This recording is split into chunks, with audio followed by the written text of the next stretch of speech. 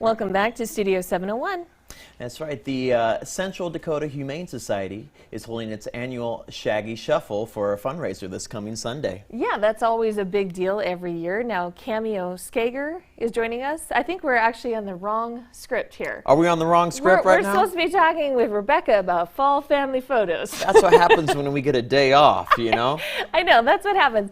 So guess what? We're talking about fall family photos because my family always tries to take a family portrait in the fall, changing colors, all of those things. And Rebecca Bennett is going to join us now to give us some tips and tricks to ensure your next family photo session turns out picture perfect. There she is.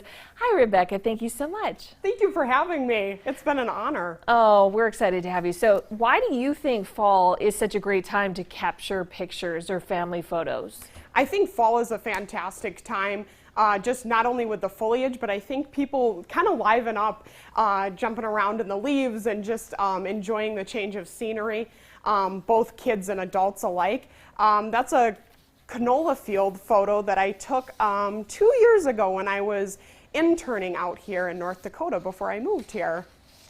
So now, Rebecca, the big question when you do a family photo is not only the background, but what are we going to wear? So what are your tips for the wardrobe for these fall photos? I have a couple of tips. One is to always add texture. So perfect for fall, you want to probably wear a sweater.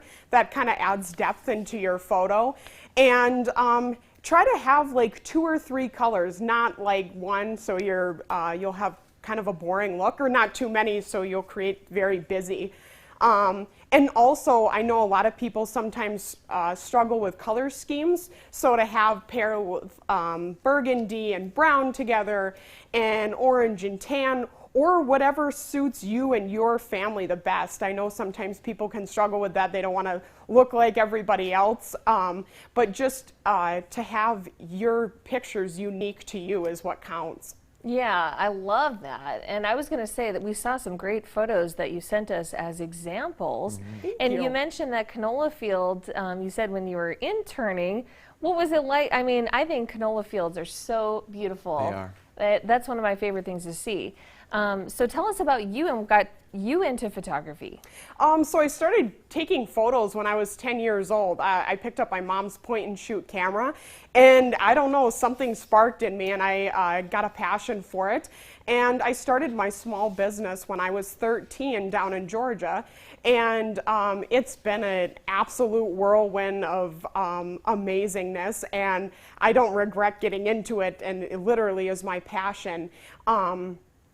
But I actually interned with 2 gals out here who recommended me to come on the show, so thank you, Jen and Jesse, for doing that. You guys are awesome. But those gals taught me so much, and fantastic pointers that I will use for the rest of my life.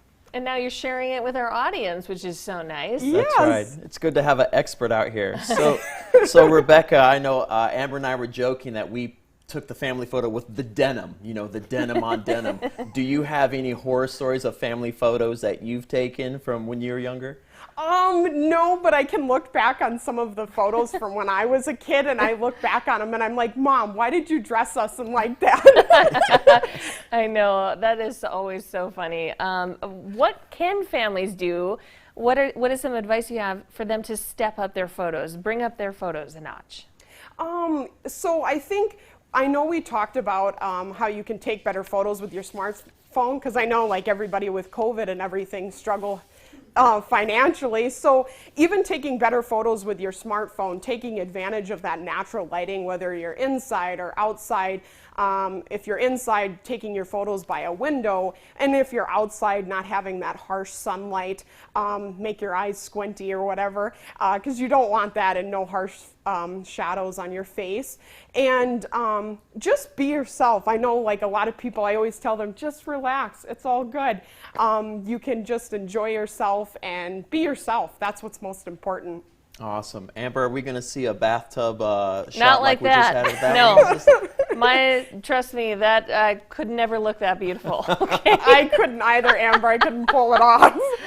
Oh, well, Rebecca Bennett, thank you so much for joining us today. Yes, thank you. If anybody is interested in booking a session with Rebecca, please email her at mindseyephotography nd@gmail.com.